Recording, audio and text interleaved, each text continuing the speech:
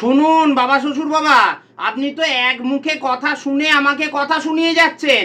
এবার আপনার মেয়ের দোষটাও আপনি শুনুন। না, মোটেও আমি ওর গায়ে হাত তুলিনি। আমি ওকে শুধু দুটো চড় মেরেছিলাম, তাও গালে। আরে গালে চড় মারলে সেটা কি গায়ে হাত তোলা হলো? গাল আর গা তো এক হলো না। কিন্তু আমি ওকে কেন মারলাম সেটা তো আর আপনাকে বলেনি। আরে বাবা, তখন কি আর আমি আমার মধ্যে ছিলাম? আমি তো নেশার ঘরে কাজটা করে ফেলেছি।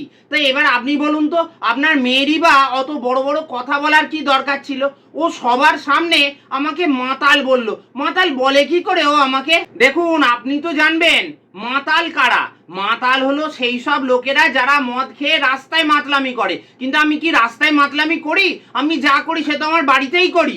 আমরা 6-8টা বন্ধু মিলে একটু ঘরে বসে খাওয়া দাওয়া করি, বুঝলেন? এতে আপনার মেয়ের ভীষণ অসুবিধা। দুটো পকোড়া ভেজে দিতে বললে ওর একেবারে সে মুখ বেজার হয়ে যাচ্ছে, ও আর পারছে না। আরে বাবা, বন্ধু বান্ধব ঘরে আসবে না বলুন তো? আরো শুনবেন, আরে কিছুদিন আগে আপনি ওই ছেলের প্রাইভেট টিউটরের মাইনে দেবার জন্য যে 2000 টাকা ওর হাতে দিয়ে গেলেন, সেখান থেকে আমি ওকে বললাম তুমি আমাকে মাত্র 1800 টাকা দাও।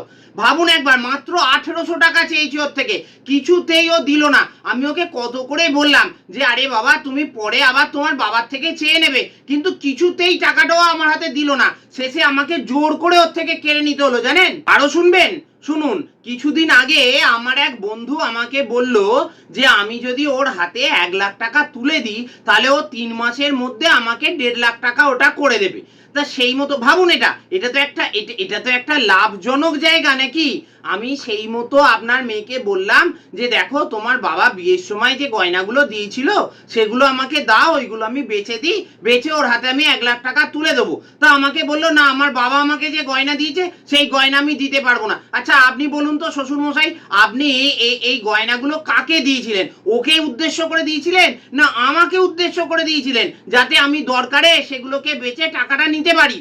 সেই জন্যই তো আপনি দিয়েছিলেন। কিন্তু সেটাও কিছুতেই দিচ্ছে না, জানেন? দরকারি জিনিসগুলো সময় মতো না দিলে রাগ হয় না বলুন? আরো শুনবেন, ও রোজ সকালবেলা 11টার মধ্যে আমাকে ডেকে তুলে দেবে, খালি বলবে ওঠো, উঠে কাজে যাও, কি না আমাকে খেটে এনে ওকে খাওয়াতে হবে। আরে বাবা, আমি ওকে বিয়ে করেছি কি শুধু ওকে খেটে খাওয়াবো বলে?